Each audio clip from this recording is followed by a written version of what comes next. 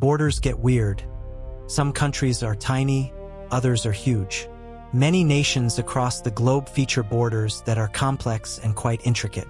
Certain countries possess exclaves, while others have peculiar panhandles.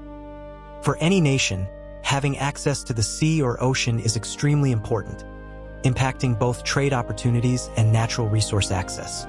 If we observe Angola and the Democratic Republic of the Congo, we notice a small segment of Angolan territory separated by the DRC.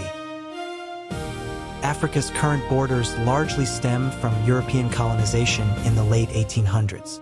But to grasp this border's origin, we must rewind to 1485, when Portuguese settlers first established themselves along the coast. Portugal eventually ventured inland as other European nations started colonizing neighboring territories. European powers convened at the Berlin Conference in 1885, partitioning the land.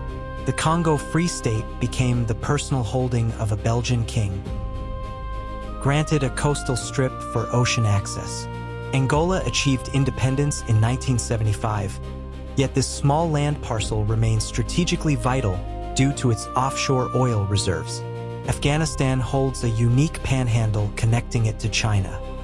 This mountain range separates Pakistan from Tajikistan. To comprehend why Afghanistan has this 350 kilometers mountainous strip, we must travel back to the 19th century.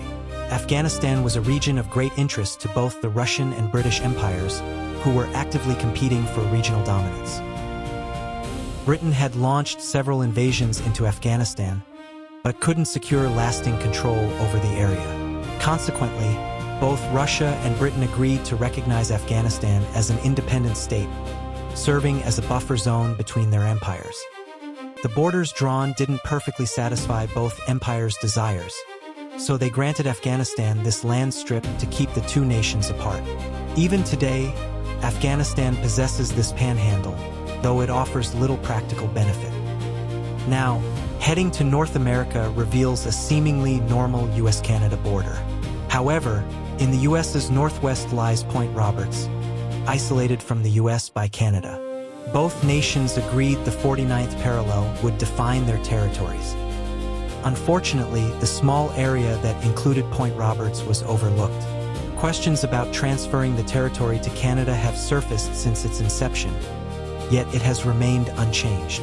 Russia also has an unusual territory, Kaliningrad, separated by multiple countries. Kaliningrad's history dates back to the 13th century, but for this discussion, we'll start at World War I. The German Empire controlled the area now known as Kaliningrad. Post-World War I, Germany's territory was reduced, and Poland was re-established with access to the sea.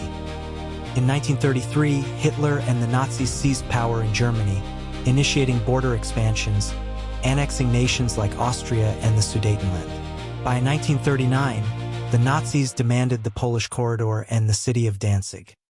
In September, the Nazis invaded Poland, igniting World War II in Europe. Following Germany's defeat in World War II, Germans were displaced from the region. Russians then settled there, and Kaliningrad became part of the Soviet Union. But the Soviet Union itself was quite complex. The USSR was a union of various Soviet socialist republics. Kaliningrad was an exclave to the Russian SFSR, but this distinction vanished as all Soviet socialist republics were united. When the Soviet Union dissolved in 1991, several nations gained independence, but Kaliningrad remained with the Russian Federation. It continues to be a crucial strategic location, serving as the primary port for the Russian Baltic Fleet. Italy also features a peculiar northeastern border with Slovenia. This involves the province of Trieste. But why is this 38-kilometer stretch of land not Slovenian? It seems illogical for Italy to control it. Returning to World War I helps explain.